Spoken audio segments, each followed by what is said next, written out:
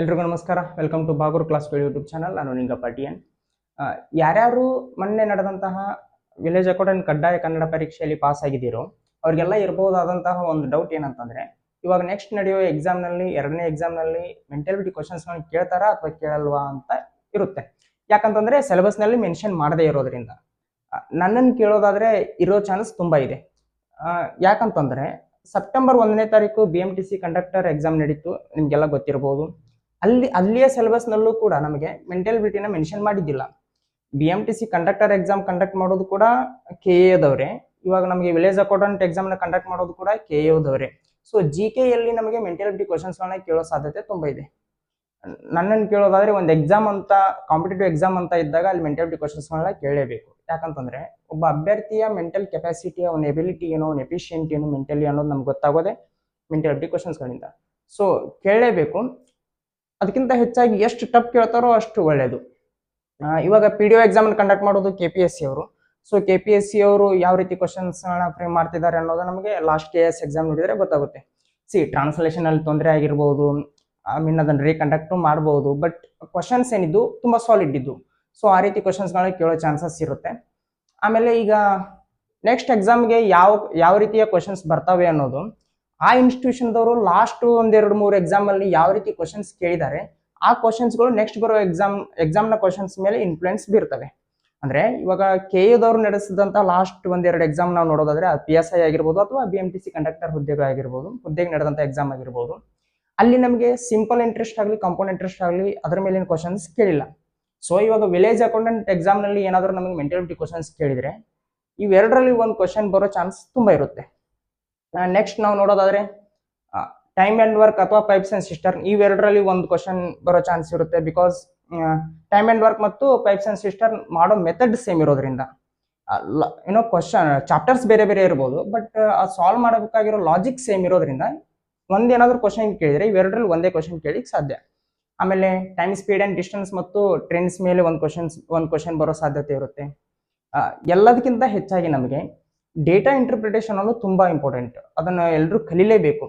Because ಅಲ್ಲಿ ಒಂದು question ಬರಲ್ಲ, ಒಂದು ಇನ್ಫಾರ್ಮೇಶನ್ ಕೊಟ್ಟು, ಒಂದು ಗ್ರಾಫ್ ಕೊಟ್ಟು ಮಿನಿಮಮ್ 3ರಿಂದ 5 ಕ್ವಶನ್ಸ್ ಕೇಳೋ ಸಾಧ್ಯತೆ ಇರುತ್ತೆ. ಸೊ ಅದನ್ನ ಚೆನ್ನಾಗಿ ಕಲಿತು ಬಿಟ್ರೆ 3ರಿಂದ 5 ಕ್ವಶನ್ ಈಸಿಯಾಗಿ ಹೊಡೆದು ಬಿಡ್ಬೋದು, ಒಂದ್ ವೇಳೆ ಆ ಥರ ಕ್ವಶನ್ ಕೇಳಿದರೆ.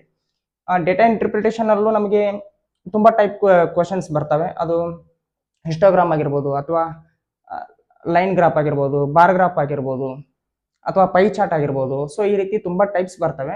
ಎಲ್ಲವನ್ನು ಕಲಿತ್ರೆ ತುಂಬ ಒಳ್ಳೆಯದು. ಒಂದಿಷ್ಟು ಕ್ವಶನ್ಸ್ ನೋಡ್ಬಿಡೋಣ. ಇವಾಗ ನಾ ಯಾವ್ಯಾವ್ದು ಹೇಳಿದ್ನೋ ಅವುಗಳ ಮೇಲೆ ಒಂದಿಷ್ಟು ಕ್ವಶನ್ಸ್ ನೋಡ್ಬಿಡೋಣ. ಇದು PDO 2014ರಲ್ಲಿ ಕೇಳಿರೋ ಕ್ವಶನ್ ಆಗಿದೆ. ಈಗ ಲಾಸ್ಟ್ ಟೈಮ್ ನಮಗೆ ಒಂದೆರಡು ಎಕ್ಸಾಮ್ PDO ನಡೆದಿರೋದು 2014ರಲ್ಲಿ ನಡೆದಿದೆ, ಆಮೇಲೆ 2017ರಲ್ಲಿ ನಡೆದಿದೆ. 2017ರ ನಂತರ ಮತ್ತೆ ಇವಾಗಲೇ ನಡೀತಾ ಇರೋದು, ಮತ್ತೆ ಯಾವಾಗಲೂ ನಡೆದಿಲ್ಲ. ಸರಣಿಯ ಮುಂದಿನ ಸಂಖ್ಯೆಯನ್ನು ಕಂಡುಹಿಡಿಯಿರಿ ಅಂತ ಹೇಳಿದಾರ. ಓಕೆ, ಇಲ್ಲೊಂದು ಸರಣಿ ಕೊಟ್ಟಿದಾರ. ಈ ಸರಣಿಯಲ್ಲಿ ನಮಗೆ ನೆಕ್ಸ್ಟ್ ಸಂಖ್ಯೆ ಯಾವ್ದು ಬರುತ್ತೆ ಅಂತ ಕಂಡುಹಿಡಿಬೇಕಂತ. ಇಲ್ಲಿ 36 ಅನ್ನೋದು 34 ಆಗಿದೆ, ಅಂದ್ರೆ 2 ಮೈನಸ್ ಆಗಿದೆ. ಇಲ್ಲಿ 34 ಅನ್ನೋದು 30 ಆಗಿದೆ, ಅಂದ್ರೆ 4 ಸಂಖ್ಯೆ ಮೈನಸ್ ಆಗಿದೆ. ಇಲ್ಲಿ 30 ಅನ್ನೋದು ಇಲ್ಲಿ 28 ಆಗಿದೆ, ಅಂದ್ರೆ 2 ಸಂಖ್ಯೆ ಮೈನಸ್ ಆಗಿದೆ. ಇಲ್ಲಿ 28 ಅನ್ನೋದು ಇಲ್ಲಿ 24 ಆಗಿದೆ, ಅಂದ್ರೆ 4 ಸಂಖ್ಯೆ ಮೈನಸ್ ಆಗಿದೆ. ಮೊದಲನೇ ಸಂಖ್ಯೆಯಲ್ಲಿ 2 ಸಂಖ್ಯೆ ಮೈನಸ್ ಆಗಿ 34 ಆಯ್ತು. ಎರಡನೇ ಸಂಖ್ಯೆಯಲ್ಲಿ 4 ಮೈನಸ್ ಆಗಿ 30 ಆಯ್ತು. ಆಮೇಲೆ 2 ಮೈನಸ್ ಆಗಿ 28 ಆಯ್ತು. ಆಮೇಲೆ 4 ಮೈನಸ್ ಆಗಿ 24 ಆಯ್ತು. ಸೊ ಒಮ್ಮೆ 2 ಮೈನಸ್, ಒಮ್ಮೆ 4 ಮೈನಸ್, ಒಮ್ಮೆ 2 ಮೈನಸ್, ಒಮ್ಮೆ 4 ಮೈನಸ್ ಆಗ್ತಾ ಇದೆ ಅಂದಮೇಲೆ ಇಲ್ಲಿ 2 ಮೈನಸ್ ಆಗಬೇಕು. ಸೊ 24ರಲ್ಲಿ 2 ಮೈನಸ್ ಮಾಡಿದಾಗ ನಮಗೆ ಬರೋ answer option B, 22 is the right answer. So ಇದು ಕೂಡ PDO 2014ರಲ್ಲಿ ಕೇಳಿರೋ ಕ್ವಶನ್. 40 ಡಜನ್ ರೋಲ್ಗಳ ದೈನಂದಿನ ಪೂರೈಕೆಯೊಂದಿಗೆ ಬೇಕರಿ ನಿನ್ನೆ ತೆರೆಯಲಾಗಿದೆ. ಅರ್ಧದಷ್ಟು ರೋಲ್ಗಳನ್ನು ಮಧ್ಯಾಹ್ನದ ವೇಳೆಗೆ ಮಾರಾಟ ಮಾಡಲಾಯಿತು ಮತ್ತು ಉಳಿದವುಗಳಲ್ಲಿ 80% ರೋಲ್ಗಳು ಮಧ್ಯಾಹ್ನ ಮತ್ತು ಮುಕ್ತಾಯದ ಸಮಯದ ನಡುವೆ ಮಾರಾಟವಾಯಿತು. ಸೊ ನಿನ್ನೆ ಬೇಕರಿ ಮುಚ್ಚಿದಾಗ ಎಷ್ಟು ಡಜನ್ ರೋಲ್ಗಳು ಮಾರಾಟವಾಗಲಿಲ್ಲ ಅಂತ ಕೇಳಿದಾರೆ. ಸೊ ಇವರು ದೈನಂದಿನ ಪೂರೈಕೆ ಎಷ್ಟು, 40 ಡಜನ್ ರೋಲ್ಗಳನ್ನ ಮಾರ್ತಾರಂತ. ಸೊ ಇವಾಗ ನಿನ್ನೆ ಏನಾಗೈತೆ ಅಂತಂದ್ರೆ ಅರ್ಧದಷ್ಟು ಏನ್ 40 ಇದಾವಲ್ಲ ಅವುಗಳಲ್ಲಿ ಅರ್ಧದಷ್ಟು ರೋಲ್ಗಳು ಮಧ್ಯಾಹ್ನದ ವೇಳೆಗೆ ಮಾರಾಟ ಆಗಿದಾವಂತ.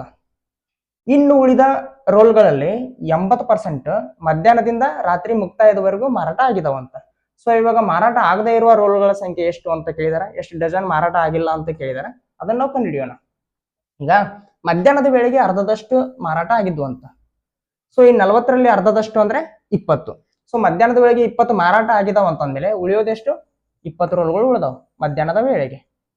ಆ 20ರಲ್ಲಿ ಉಳಿದವುಗಳಲ್ಲಿ ಆ 20ರಲ್ಲಿ 80% ರೋಲ್ಗಳು ಮಧ್ಯಾಹ್ನ ಮತ್ತು ಮುಕ್ತಾಯದ ಸಮಯದ ನಡುವೆ ಮಾರಾಟವಾಯಿತಂತ. ಸೊ ಈಗೇನು 20 ರೋಲ್ಗಳು ಉಳಿದವಲ್ಲ, ಈ 20ರಲ್ಲಿ 80% ಆ ಡ್ಯೂರೇಷನ್ ಅಲ್ಲಿ ಮಧ್ಯಾಹ್ನದಿಂದ ಮುಕ್ತಾಯದವರೆಗಿನ ಡ್ಯೂರೇಷನ್ ನಲ್ಲಿ ಮಾರಾಟ ಆದುವಂತ. 20ರ 10% ಅಂದ್ರೆ 2. ಯಾವುದೇ ಒಂದು ಸಂಖ್ಯೆ 10% ಕಂಡುಹಿಡಿಬೇಕಂದ್ರೆ ನಾವು ಡಿವೈಡ್ ಬೈ 10 ಮಾಡಿಬಿಟ್ರೆ ಸಾಕು, ನಮಗೆ ಅದರ 10% ಸಿಗುತ್ತೆ. ಇವಾಗ ಯಾವುದೋ ಎನ್ ಅಂತ ನಂಬರ್ ಇದೆ, ಇದರ 10% ಕಂಡುಹಿಡಿಬೇಕಂದ್ರೆ ನಾವು ಡಿವೈಡ್ ಬೈ 10 ಮಾಡಿಬಿಟ್ರೆ ಸಾಕು, ಇದರ 10% ಸಿಗುತ್ತೆ. ಸೊ ಇವಾಗ 20ರ 10% ಕಂಡುಹಿಡಿಬೇಕಂದ್ರೆ ನಾವು ಡಿವೈಡ್ ಬೈ 10 ಮಾಡಿದಾಗ 2 ಬರುತ್ತೆ. ಸೊ 20ರ 10% ಎಷ್ಟು? 2. 20ರ 10% 2 ಅಂದ್ಮೇಲೆ 20ರ 80% ಏನಾಗುತ್ತೆ? ಆ 10%ಗೆ 8ರಿಂದ ಮಲ್ಟಿಪ್ಲೈ ಮಾಡಬೇಕು. ಸೊ 2ಕ್ಕೆ 8ರಿಂದ ಮಲ್ಟಿಪ್ಲೈ ಮಾಡಿದ್ರೆ 16 ಆಗುತ್ತೆ. 80% ರೋಲ್ಗಳು ಮಾರಾಟ ಆದವು ಅಂದ್ರು ಒಂದೇ, 16 ರೋಲ್ಗಳು ಮಾರಾಟ ಆದವು ಅಂದ್ರು ಒಂದೇ. ಸೊ 20ರಲ್ಲಿ 16 ಮಾರಾಟ ಆದ್ರ ಉಳಿಯೋದೆಷ್ಟು? 4 ಡಜನ್. ಕ್ವಶನ್ ಏನಿದೆ? ಬೇಕರಿ ಮುಚ್ಚಿದಾಗ ಎಷ್ಟು ಡಜನ್ ರೋಲ್ಗಳು ಮಾರಾಟವಾಗಲಿಲ್ಲ? ಸೊ 4 ಡಜನ್ ಉಳಿದು ಅಂತಂದ್ರೆ ಇವು 4 ಡಜನ್ ಮಾರಾಟ ಆಗಲಿಲ್ಲ. ಸೊ ನಮಗೆ 4 ಡಜನ್ ಅನ್ನೋದು ಕರೆಕ್ಟ್ ಆನ್ಸರ್ ಆಗುತ್ತೆ. ಆಪ್ಷನ್ಸ್ ಟೈಪ್ ಆಗಿಲ್ಲ. ಓಕೆ. ಸರಳ ಬಡ್ಡಿಯಲ್ಲಿ ಒಂದು ಮೊತ್ತವನ್ನು ಸಾಲ ನೀಡಿದಾಗ 2 ವರ್ಷದಲ್ಲಿ ₹720 ಮತ್ತೆ 5 ವರ್ಷದಲ್ಲಿ 1020 ಆಗುತ್ತದೆ. ಅಸಲನ್ನು ಕಂಡುಹಿಡಿಯಿರಿ ಅಂತ ಕೇಳಿದರೆ, ಒಂದು ಅಸಲನ್ನ ಸಾಲವಾಗಿ ನೀಡಿದಾಗ 2 ವರ್ಷದಾಗ ₹720 ಆಗೈತಂತ. ಮತ್ತೆ 5 ವರ್ಷ, 2 ವರ್ಷದ ನಂತರ ಮತ್ತೆ 5 ವರ್ಷದಲ್ಲಿ ₹1020 ಆಗೈತಂತ ಅದರ ಅಮೌಂಟ್. ಹಾಗಾದ್ರೆ ಅಸಲನ್ನು ಕಂಡುಹಿಡಿಯಿರಿ ಅಂತ ಕೇಳಿದಾರ. 2 ವರ್ಷಕ್ಕ 720 ಆಗಿತ್ತ, ಮತ್ತೆ 5 ವರ್ಷಕ್ಕ 1020 ಆಗೈತೆ. ಇದ್ರಾಗೂ ಅಸಲು ಸೇರೈತಿ, ಇದರಲ್ಲೂ ಅಸಲು ಸೇರೈತಿ. ಇವಾಗ 2 ವರ್ಷದಿಂದ 5 ವರ್ಷಕ್ಕೆ ಇಷ್ಟು ಜಾಸ್ತಿ ಆಗಿದೆ ಅಂದ್ಮೇಲೆ ಆ 5 ವರ್ಷದ ಬಡ್ಡಿ ಜಾಸ್ತಿ ಆಗಿರೋದ್ರಿಂದ ಇಷ್ಟು ಜಾಸ್ತಿ ಆಗಿದೆ. ಸೊ ನಮಗೆ 1020ರಲ್ಲಿ 720 ಮೈನಸ್ ಮಾಡಿದ್ರೆ ನಮಗ ಆ 5 ವರ್ಷದಲ್ಲಿ ಎಷ್ಟು ಬಡ್ಡಿ ಬಂದಿದೆ ಅನ್ನೋದು ನಮ್ಗೆ ಗೊತ್ತಾಗ್ಬಿಡುತ್ತೆ. ಸೊ 1020ರಲ್ಲಿ 720 ಮೈನಸ್ ಮಾಡಿದ್ರೆ ಎಷ್ಟು ಬರುತ್ತೆ? 300 ಬರುತ್ತೆ. ಸೊ ನಮಗ 5 ವರ್ಷಕ್ಕೆ ₹300 ಬಡ್ಡಿ ಆಯ್ತು. 5 ವರ್ಷಕ್ಕೆ ₹300 ಬಡ್ಡಿ ಆಗೈತೆ ಅಂದ್ಮೇಲೆ ಅಸಲಿನ ಮೇಲೆ ಈ 2 ವರ್ಷಕ್ಕೆ ಎಷ್ಟು ಬಡ್ಡಿ ಆಗಿರುತ್ತೆ ಅಂತ ನಾವು ಕಂಡುಹಿಡಿಬೇಕು. ಸೊ 5 ವರ್ಷಕ್ಕೆ ₹300 ಬಡ್ಡಿ ಆಗುತ್ತೆ ಅಂದ್ರೆ 2 ವರ್ಷಕ್ಕೆ ಎಷ್ಟಾಗಿರುತ್ತೆ? 5 ಒಂದ್ಲೆ 5, 5 ಆರ್ಲೆ 30, 0 0, 60 × 2 ಅಂದ್ರೆ 120. ಸೊ ನಮಗೆ ಇಲ್ಲಿ 720 ರೂಪಾಯಿ ಒಳಗ ₹120 ಬರೀ ಬಡ್ಡಿನೇ ಐತಿ. ಸೊ 720 ಅಮೌಂಟ್ ಒಳಗ ₹120 ನಾವು ಮೈನಸ್ ಮಾಡಿಬಿಟ್ರೆ ನಮಗೆ ಅಸಲು ಸಿಕ್ಬಿಡುತ್ತೆ. 720 ಮೈನಸ್ 120 ಅಂದ್ರೆ ಎಷ್ಟು? 600. ಸೊ ಅಸಲು ಎಷ್ಟು? Option B 600 is the right answer. ಒಂದು ಸಾಲ ನೀಡಿದಾಗ ಯಾವ ಸರಳ ಬಡ್ಡಿಯಲ್ಲಿ ಸಿಂಪಲ್ ಇಂಟ್ರೆಸ್ಟ್ ನಲ್ಲಿ ಒಂದು ಮೊತ್ತವನ್ನ ಸಾಲ ನೀಡಿದಾಗ 2 ವರ್ಷದಾಗ ಅದು ಬಡ್ಡಿ ಮತ್ತು ಅಸಲು ಸೇರಿ ಅಮೌಂಟ್ ಒಟ್ಟ ಎಷ್ಟಾಗುತ್ತೆ? ₹720 ಆಗುತ್ತಂತ. ಮತ್ತೆ 5 ವರ್ಷ ಬಿಟ್ಟು ನೋಡಿದಾಗ ಅದು ₹1020 ಆಗಿರುತ್ತಂತ. 720 ಇದ್ದು 1020 5 ವರ್ಷದಾಗ ಆಗೈತೆ ಅಂದ್ಮೇಲೆ ಅಲ್ಲಿ ಬಡ್ಡಿ ಆಡ್ ಆಗಿರುತ್ತೆ. ಸೊ ಆ ಬಡ್ಡಿ ಎಷ್ಟು ಅಂತ ನಾವು ಕಂಡುಹಿಡಿಬೇಕಂದ್ರೆ 1020 ಮೈನಸ್ 720 ಮಾಡ್ಬೇಕು. ಸೊ 5 ವರ್ಷದಾಗ ನಮ್ಗೆ ₹300 ಬಡ್ಡಿ ಸಿಕ್ಕಂಗಾಯ್ತು. ಈ 720ರೊಳಗ ಈ 2 ವರ್ಷದಾಗ ಎಷ್ಟು ಬಡ್ಡಿ ಆಗಿರುತ್ತೋ ಅಷ್ಟು ಮೈನಸ್ ಮಾಡಿಬಿಟ್ರೆ ನಮ್ಗೆ ಅಸಲು ಸಿಗುತ್ತೆ. ಸೊ 5 ವರ್ಷಕ್ಕೆ ₹300 ಬಡ್ಡಿ ಆಗೈತೆ ಅಂದ್ಮೇಲೆ ಆ 2 ವರ್ಷಕ್ಕೆ ಎಷ್ಟು ಬಡ್ಡಿ ಆಗಿತ್ತು ಅಂತ ನಾವು ಕಂಡುಹಿಡ್ಕೊಂಡಿವಿ. 120 ಆಗಿತ್ತು. ಸೊ 720ರಲ್ಲಿ 120 ಮೈನಸ್ ಮಾಡಿದ್ವಿ, 600 ಬಂತು. 600 ಅನ್ನೋದು ನಮಗೆ ಅಸಲಾಗಿರುತ್ತೆ. Option B is the right answer. 12 ಗಂಟೆ ತೋರಿಸುವಾಗ ಗಡಿಯಾರದ 2 ಮುಳ್ಳಿನ ನಡುವೆ ಎಷ್ಟು ಕೋನವಿರುತ್ತದೆ? ಇಲ್ಲಿ 2 ಮುಳ್ಳು ಅಂದ್ರೆ 1 ನಿಮಿಷದ ಮುಳ್ಳು ಮತ್ತು 1 ಗಂಟೆ ಮುಳ್ಳು. ಇದು 2017ರ PDO ನಲ್ಲಿ ಕೇಳಿರೋ ಕ್ವಶನ್ ಆಗಿದೆ. ಬನ್ನಿ ನೋಡೋಣ. ಇದನ್ನ ವಿಡಿಯೋ ಪಾಸ್ ಮಾಡಿ ಒಮ್ಮೆ ಆನ್ಸರ್ ಮಾಡ್ಲಿಕ್ಕೆ ನೀವೇ ಟ್ರೈ ಮಾಡಿ. ಗಡಿಯಾರದಲ್ಲಿ ಇಲ್ಲಿ 12 ಇರುತ್ತಾ, ಇಲ್ಲಿ 6 ಇರುತ್ತಾ, ಇಲ್ಲಿ 3 ಇರುತ್ತಾ, ಇಲ್ಲಿ 9 ಇರುತ್ತಾ. ಗಂಟೆ 12 ಆದಾಗ ಗಂಟೆ ಮುಳ್ಳು ಇಲ್ಲೇ ಇರುತ್ತೆ, ನಿಮಿಷದ ಮುಳ್ಳು ಇಲ್ಲೇ ಇರುತ್ತೆ. ಸೊ ಒಂದ್ರ ಮೇಲೆ ಒಂದು ಓವರ್ಲ್ಯಾಪ್ ಆಗಿದಾವ ಅಂತಂದ್ರ ಅವೆರಡರ ನಡುವಿನ ಕೋನ 0 ಡಿಗ್ರಿ ಇರುತ್ತೆ. So option A is the right answer. ಒಂದ್ ವೇಳೆ ಇದು ಇಲ್ಲಿದ್ದು ಒಂದು ಇದಿದ್ರ ಒಂದು ಸರಳ ರೇಖೆಯ ಕೋನ ನಡುವಿನ ಕೋನ 180 ಡಿಗ್ರಿ ಇರುತ್ತೆ.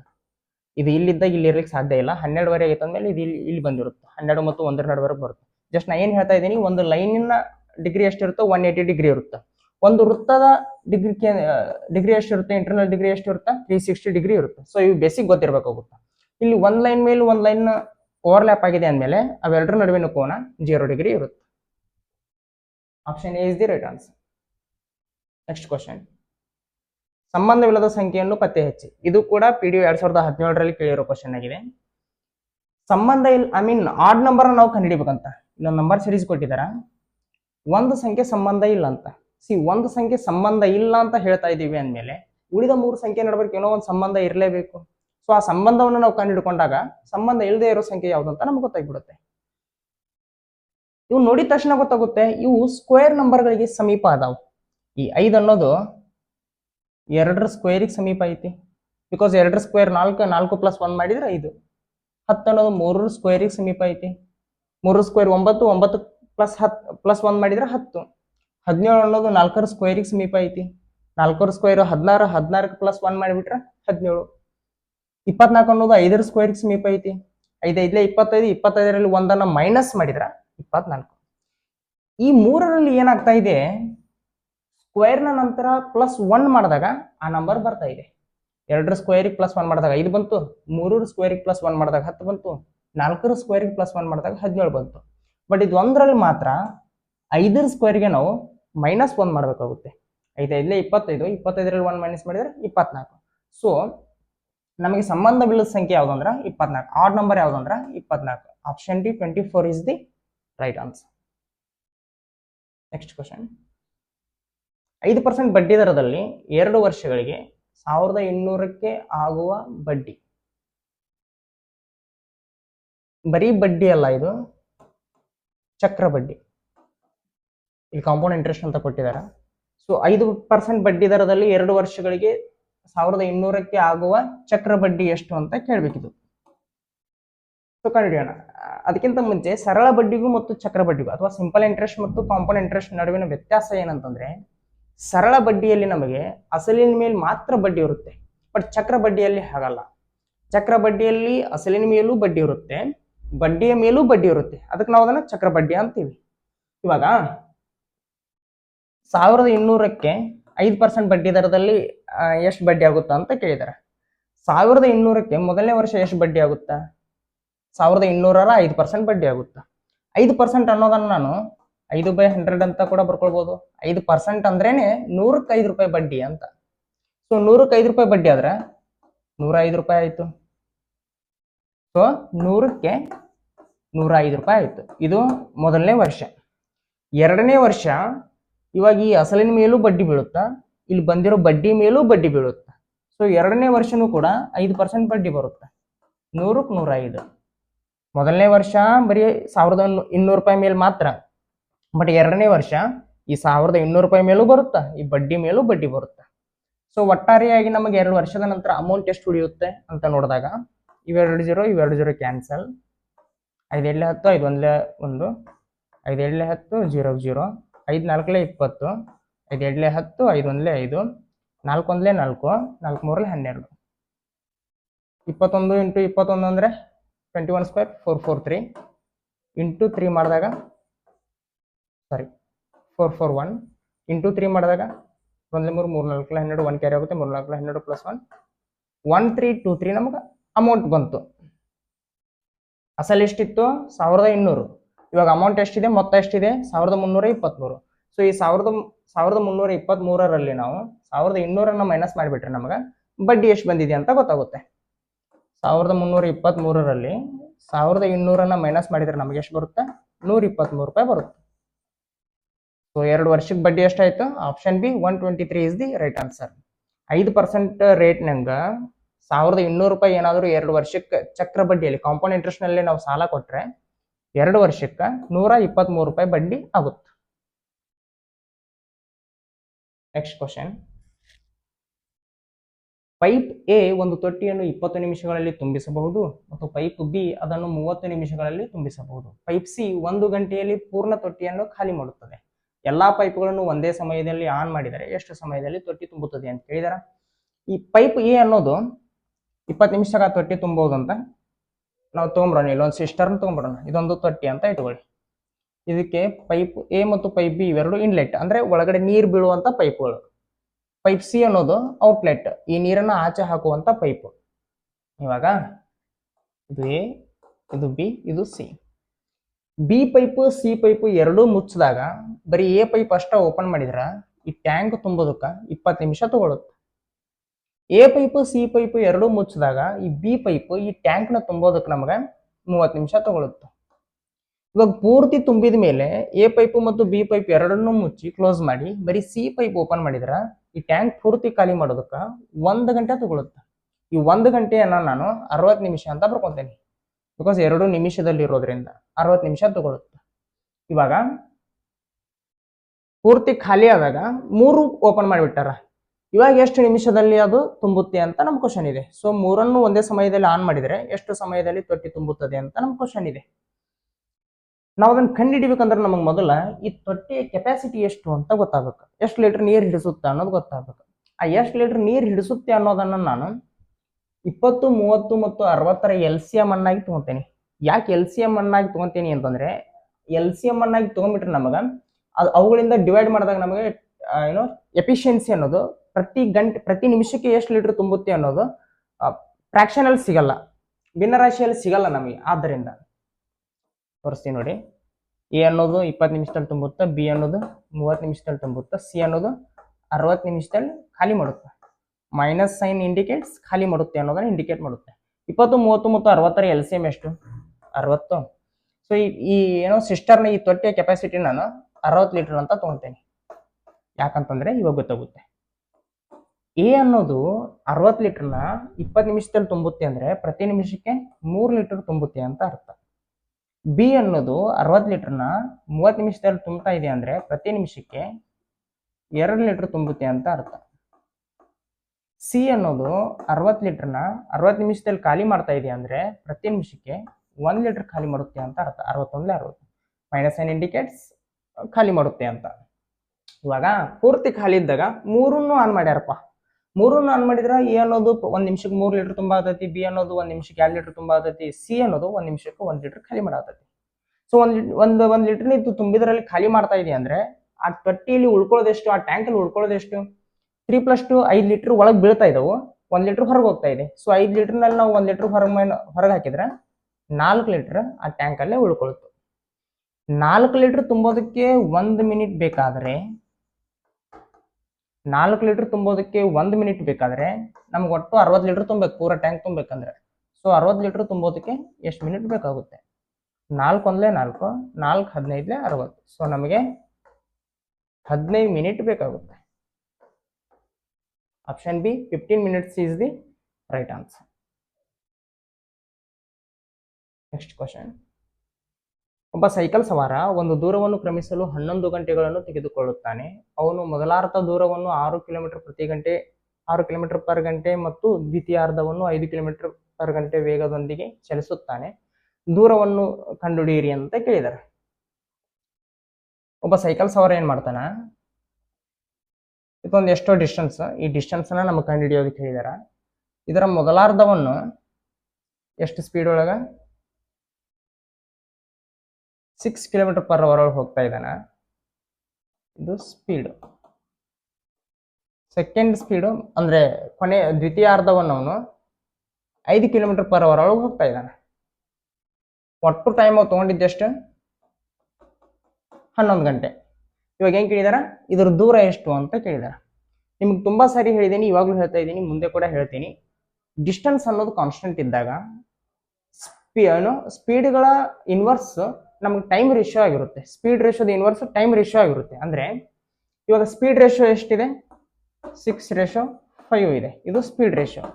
ಇವಾಗ ನಮ್ಗೆ ಟೈಮ್ ರೇಷಿಯೋ ಬೇಕಾದ್ರೆ ಇದು ಇನ್ವರ್ಸ್ ಆಗುತ್ತೆ. 5 ಅನ್ನೋದು ಈ ಕಡೆ ಬರುತ್ತೆ, 6 ಅನ್ನೋದು ಈ ಕಡೆ ಬರುತ್ತೆ. ಯಾಕಂತಂದ್ರೆ ಇವಾಗ ಧಾರವಾಡದಿಂದ ಹುಬ್ಳಿಗೆ ಒಂದು ಡಿಸ್ಟೆನ್ಸ್ ಕಾನ್ಸ್ಟೆಂಟ್ ಇದೆ.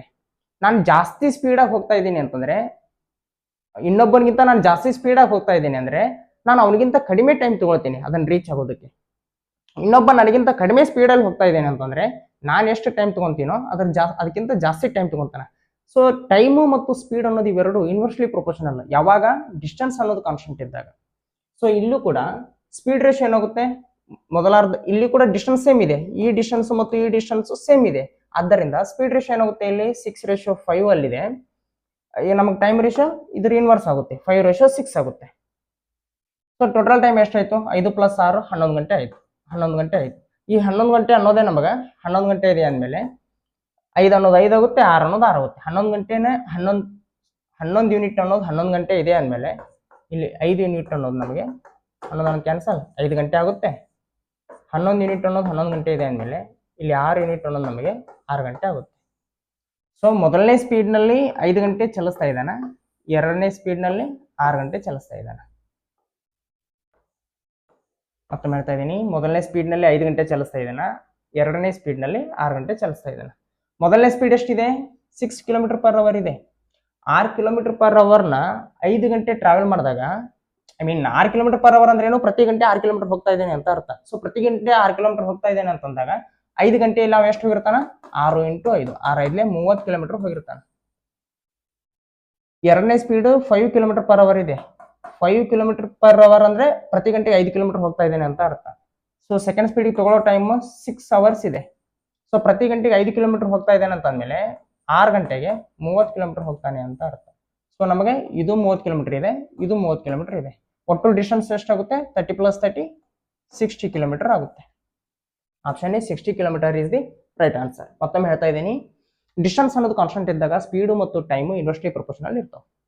ಇವಾಗ ಸ್ಪೀಡ್ ರೇಷಿಯೋ 6:5 ಅಲ್ಲಿ ಇದ್ದಾಗ ನಮಗೆ ಟೈಮ್ ರೇಷಿಯೋ 5:6 ಆಗುತ್ತೆ. ಇವಾಗ 6 + 5 ಅಂದ್ರೆ 11 ಯೂನಿಟ್ಸ್ ಆಗುತ್ತೆ. ಈ 11 ಯೂನಿಟ್ಸ್ ಅನ್ನೋದು ಟೋಟಲ್ ಟೈಮ್. ಈ 11 ಯೂನಿಟ್ಸ್ ಅನ್ನೋದೇ ನಮಗೆ 11 ಅವರ್ಸ್ ಇದೆ. ಸೊ 11 ಅವರ್ಸ್ ಇದೆ. ನಮಗೆ 5 ಯೂನಿಟ್ ಅನ್ನೋದು ಎಷ್ಟಾಗುತ್ತೆ, 5 ಯೂನಿಟ್ ಅನ್ನೋದು 5 ಅವರ್ ಆಗುತ್ತೆ, 6 ಯೂನಿಟ್ ಅನ್ನೋದು 6 ಅವರ್ ಆಗುತ್ತೆ. ಸೊ ನಮಗೆ ಮೊದಲನೇ ಸ್ಪೀಡ್ನಲ್ಲಿ 5 ಗಂಟೆ ಚಲಿಸ್ತಾ ಇದ್ದಾನೆ ಅಂತ ಗೊತ್ತಾಯ್ತು, ಎರಡನೇ ಸ್ಪೀಡ್ನಲ್ಲಿ 6 ಗಂಟೆ ಚಲಿಸ್ತಾ ಇದ್ದಾನೆ ಅಂತ ಗೊತ್ತಾಯ್ತು. ನಮಗೆ ಟೈಮು ಮತ್ತು ಸ್ಪೀಡ್ ಮಲ್ಟಿಪ್ಲೈ ಮಾಡಿದಾಗ ಡಿಸ್ಟೆನ್ಸ್ ಸಿಗುತ್ತೆ. ಮೊದಲನೇ ಸ್ಪೀಡ್ ಎಷ್ಟಿದೆ, 6 ಇದೆ. ಮೊದಲನೇ ಟೈಮ್ ಎಷ್ಟಿದೆ, 5 ಇದೆ. ಸೊ 6 × 5 ಮಾಡಿದಾಗ ನಮಗೆ 30 km ಬಂತು. ಎರಡನೇ ಸ್ಪೀಡ್ ಎಷ್ಟಿದೆ, ಸೊ ಎರಡನೇದು ಏನು ಮಾಡೋ ಅವಶ್ಯಕತೆ ಇಲ್ಲ, ಬಿಕಾಸ್ ಎರಡು ಈಕ್ವಲ್ ಡಿಸ್ಟೆನ್ಸ್ ಇರೋದ್ರಿಂದ ಮೊದಲೇನು 30 ಬಂತಲ್ಲ, ಅದನ್ನ ಡಬಲ್ ಮಾಡಿದ್ರೆ ಸಾಕು, ನಮಗೆ ಆನ್ಸರ್ ಬಂದ್ಬಿಡುತ್ತೆ. ಬಟ್ ಸ್ಟಿಲ್ ನಾವು ಮಾಡೋದಾದ್ರೆ ಎರಡನೇ ಸ್ಪೀಡ್ 5 km/h ಇದೆ, ಬಟ್ ಎರಡನೇ ಟೈಮ್ 6 ಅವರ್ ಇದೆ. ಎರಡನೇ ಅರ್ಧವನ್ನು ನಾವು ತಲುಪೋದಕ್ಕೆ ತೆಗೆದುಕೊಂಡ ಟೈಮ್. ಸೊ ಈ ಸ್ಪೀಡು ಮತ್ತು ಈ ಟೈಮ್ನ ಮಲ್ಟಿಪ್ಲೈ ಮಾಡಿದಾಗ ನಮಗೆ ಡಿಸ್ಟೆನ್ಸ್ 30 km ಬಂತು.